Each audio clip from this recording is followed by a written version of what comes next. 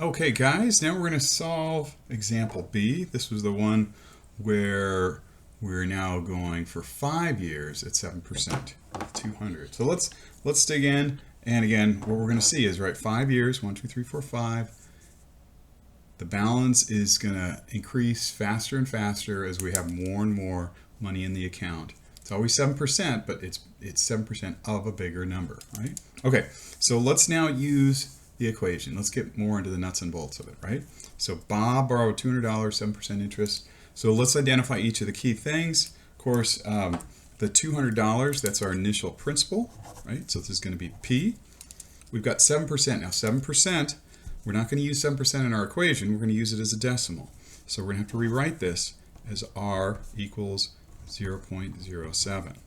Compounded annually, now just double checking, right? Compounded annually, we're going to call that n equals 1. Well, that means we get to use a simplified version. Well, that's what we have. But just always good to double check that we're using the right equation here. And then finally, how much we owe, right? That's going to be our balance, right? How much at the end, what does he owe? That's our balance B, right? That's going to be B. All right, so let's start substituting in some values. So if we go back to this original equation right here, so I'm just going to put it underneath it.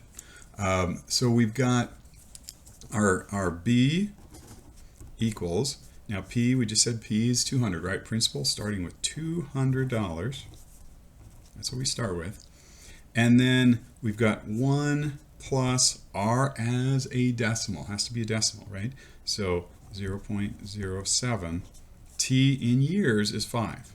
Now, we got to simplify this a little bit, right? So this becomes 200 times 1.07 to the 5th. Now if I get my graphic calculator going, then I'm going to have, this is equal to 200, big long decimal here, it's going to be 1.4025, just keeps going, messy, messy number. I don't need that many of the digits because we're going to be rounding to a penny in a second. And actually there's one more 5, let's just throw it in for fun. Okay. So now that when I multiply it, I end up with a final balance for this problem, $280.51. And there is our answer.